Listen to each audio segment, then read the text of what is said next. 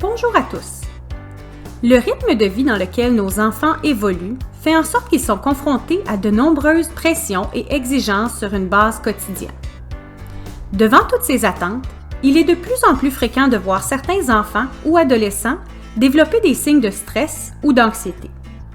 En tant que parent, il n'est pas toujours évident de savoir quoi faire pour bien les accompagner dans de tels défis. Dans cette capsule, 5 astuces seront partagées afin de vous aider à bien appuyer votre enfant ou votre adolescent dans la gestion de son stress ou de son anxiété. Tout d'abord, essayons de comprendre ce qu'est le stress. Le stress est une réaction normale. C'est en fait ce qui se passe dans le corps et l'esprit quand une personne est exposée à une situation qu'elle considère stressante pour elle. Retenons que les stresseurs peuvent être différents d'une personne à l'autre. Par exemple, un conflit à la maison, la venue des examens, la participation à une compétition sportive et tant d'autres. De plus, il est important de noter que le stress peut être bénéfique dans plusieurs situations. Bien qu'il soit parfois désagréable, il permet de se surpasser, d'accomplir différentes tâches et de surmonter des défis. Parlons maintenant de ce qu'est l'anxiété. Contrairement au stress, l'anxiété peut devenir paralysante et engendre des conséquences sur la capacité à fonctionner. L'anxiété survient quand une personne anticipe une situation future qui est souvent irréaliste et peu probable. Vous avez sûrement déjà entendu l'expression « s'imaginer le pire scénario ».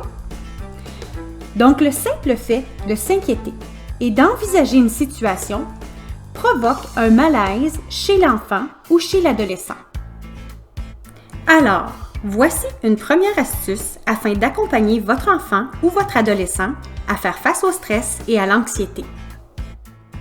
Tout d'abord, il est important d'amener son enfant ou son adolescent à identifier la source de son stress pour qu'il puisse mieux en comprendre la cause. Selon Sonia Lupien, fondatrice et directrice scientifique du Centre d'études sur le stress humain, il existe 4 grandes sources de stress, qu'elle nomme les ingrédients du stress. Ceux-ci sont les suivants. Un sens du contrôle faible, ce qui veut dire d'avoir l'impression d'avoir peu ou pas de contrôle sur une situation. Par exemple, se dépêcher pour aller à l'école en vue d'un examen, mais l'autobus arrive en retard. Ensuite, l'imprévisibilité, c'est-à-dire qu'une situation inattendue se produit. Par exemple, un test surprise en mathématiques qui ne permettait pas une préparation au préalable.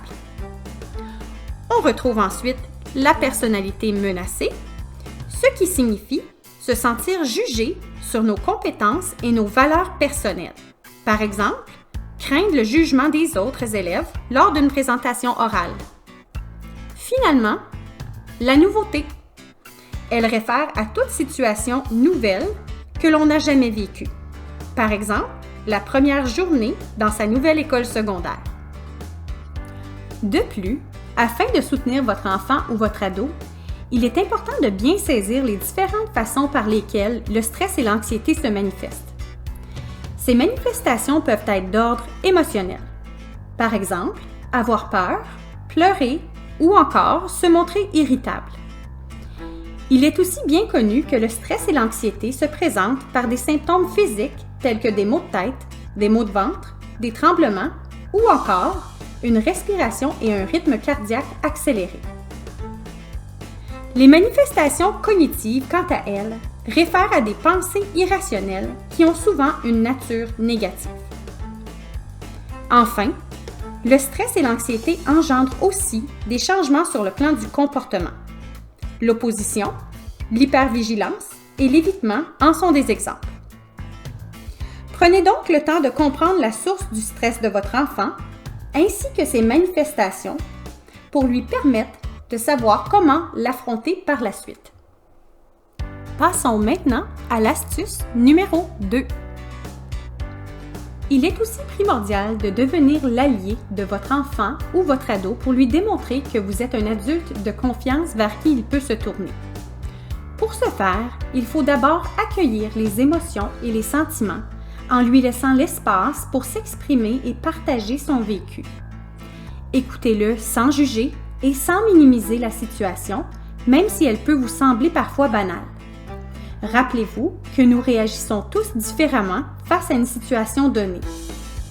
Il est donc nécessaire de valider les inquiétudes en évitant de dire un commentaire comme « Tu ne devrais pas stresser pour ça, tu t'inquiètes beaucoup trop ».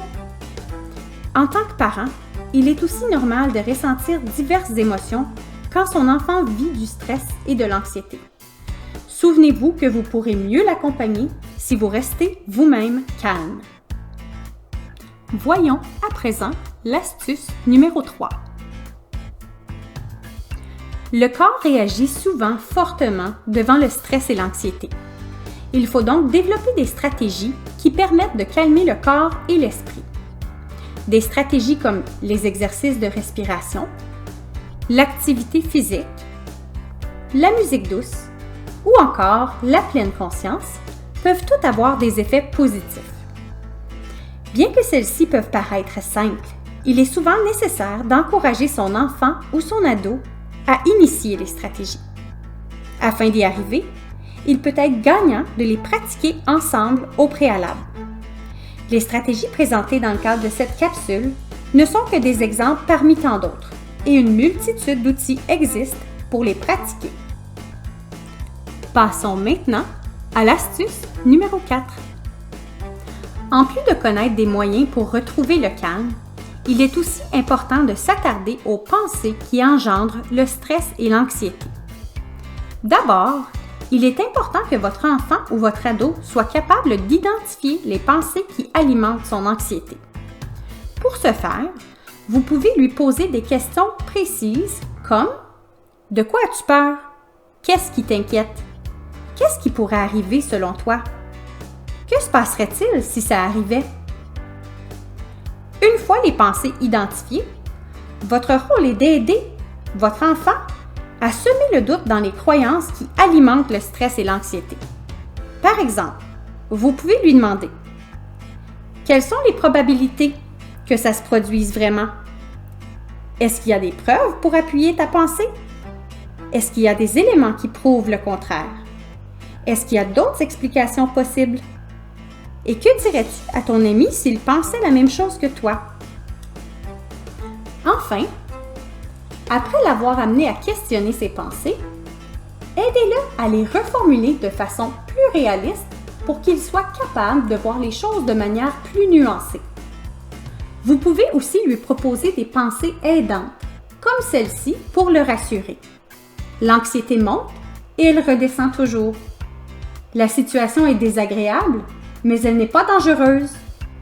Je peux surmonter cette situation. J'ai confiance en moi et je fais de mon mieux. Voici enfin l'astuce numéro 5. Parlons maintenant du piège de l'évitement. Quand un enfant ou un ado est anxieux, son réflexe est de vouloir éviter les situations qui provoquent l'inconfort. En tant que parent, il faut savoir que l'évitement vient plutôt renforcer les craintes et ne permet pas de les surmonter.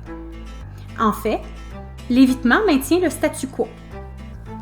L'exposition graduelle aux sources d'anxiété est plutôt recommandée afin de permettre à l'enfant d'apprivoiser ses peurs et ses inquiétudes en y faisant face petit à petit.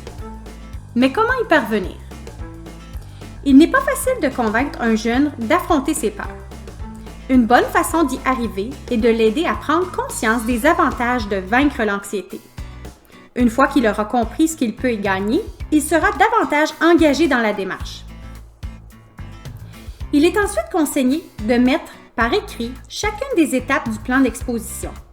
Pour les plus petits, il est possible d'illustrer à l'aide d'images chacun des petits pas à prendre. Cet outil visuel servira à motiver l'enfant ou l'adolescent à atteindre son objectif. Gardez en tête qu'il est important d'aller du plus facile au plus difficile. Déterminez en collaboration avec votre enfant l'étape qu'il serait prêt à affronter en premier. Il est possible d'offrir une récompense une fois l'étape franchie. Enfin, Souvenez-vous qu'il est normal que votre enfant ou ado démontre une certaine résistance à affronter les défis. L'important est de répéter la même étape jusqu'à ce qu'elle soit atteinte et de ne pas abandonner. Pour que l'exposition soit efficace, la clé reste la persévérance. Si l'anxiété de votre enfant ou de votre ado a un impact à la maison, tout comme à l'école, nous vous invitons à rencontrer un membre de l'équipe école afin d'avoir de l'appui dans l'élaboration d'un plan d'exposition graduelle. Terminons maintenant avec une astuce en prime. Il n'est pas toujours facile d'accompagner son enfant ou son adolescent dans la gestion du stress et de l'anxiété. Il est normal de se sentir parfois dépassé et impuissant comme parent. Soyez d'abord conscient de vos propres sources de stress et prenez soin de vous-même, afin d'être bien disposé à accompagner votre enfant devant ces défis. Faites-vous confiance. Vous connaissez votre enfant mieux que personne et vous avez tout ce qu'il faut pour bien le soutenir. Aussi, n'oubliez pas que vous êtes un modèle pour votre enfant et votre adolescent. Sachez reconnaître quand vous n'allez pas bien et pratiquez des stratégies d'adaptation, car ceci représente une occasion de normaliser le stress et l'anxiété, tout en démontrant à votre enfant qu'il est possible d'être résilient. Enfin, n'hésitez surtout pas à aller chercher de l'aide en consultant la ligne de Clio qui permet l'accès à une panoplie de programmes destinés aux parents. Merci d'avoir pris le temps de visionner cette capsule. Nous espérons sincèrement qu'elle vous sera utile quand viendra le temps d'accompagner votre enfant quand il fera face au stress ou à l'anxiété.